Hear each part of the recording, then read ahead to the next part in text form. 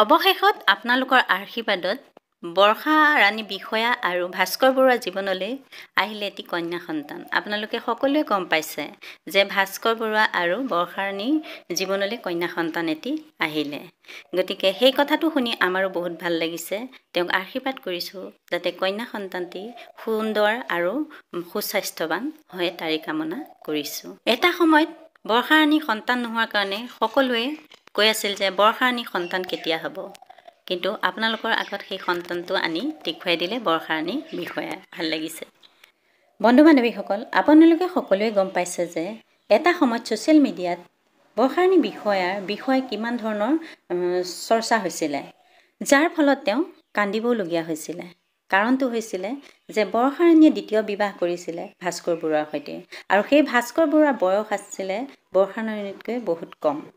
আৰু সেই বিষয়টোকে লৈ ছ'চিয়েল মিডিয়াত বহু কথা শুনিব পোৱা গৈছিলে।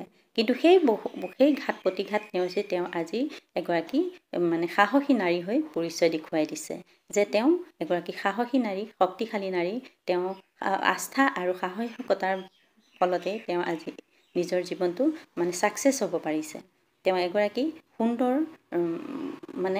তেওঁ সুন্দৰ সুস্বাস্থ্যৰ কন্যাৰ মাতৃ হ'ব পাৰিছে। ভাল লাগিছে। আপোনালোকৰ বাৰু কেনে লাগিছে? আৰু বৰ্ষা ৰাণী বিষয়াৰ অভিনয়বোৰ সঁচাই বহুত ভাল লাগে। তেওঁ এই বয়সতো তেওঁ নিজৰ দেহটো ইমান সুন্দৰকৈ ৰাখিছে। সঁচাই এগৰাকী 18-20 বছৰীয়া যুৱতীৰ দৰে নিজৰ দেহটো সুন্দৰ কৰি ৰাখিছে। সকলোৱে নোৱাৰে তেনেকুৱা কৰি ৰাখিব, কিন্তু তেওঁক সঁচাই মানিব লাগিব। তেওঁ আদৰ্শ হৈ পৰিছে, সেই মহিলাবিলাকৰ কাৰণে তেওঁ আদৰ্শ হৈ পৰিছে। এনেকুৱা এটা সুন্দৰ নেচাৰেল বিউটি সঁচাই বহুত ভাল লাগে। তেওঁ কথা বতৰা ভাল লাগে, তেওঁ অভিনয়বোৰ ভাল লাগে। আপোনালোকৰ বাৰু ভাল লাগেনে জনাবচোন। তেওঁ যে 46 বছৰ হৈছে বুলি ছ'চিয়েল মিডিয়াত গম পাইছোঁ। তেওঁ এইটো বয়সতো তেওঁ যে এগৰাকী মাতৃ, কন্যা সন্তানৰ মাতৃ হ'ব পাৰিছে, সঁচাকৈ তেওঁ ভাগ্যৱান, যাৰ কাৰণে তেওঁ এগৰাকী সুন্দৰ কন্যা সন্তানৰ মাতৃ হৈছে।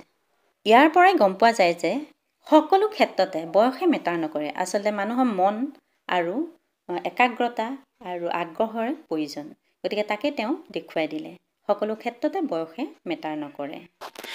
আপোনালোকে যদি বৰ্ষা ৰাণী বিষয়াক ভাল পায়, নিশ্চয় আপোনালোকৰ মনলৈ ভাৱ আহিছে যে কন্যা সন্তানটো নিশ্চয় চাব মন গৈছে, আৰু কন্যা সন্তানটোৰ নাম কি ৰাখিব সেইটো হয়তো মনলৈ আহিছে।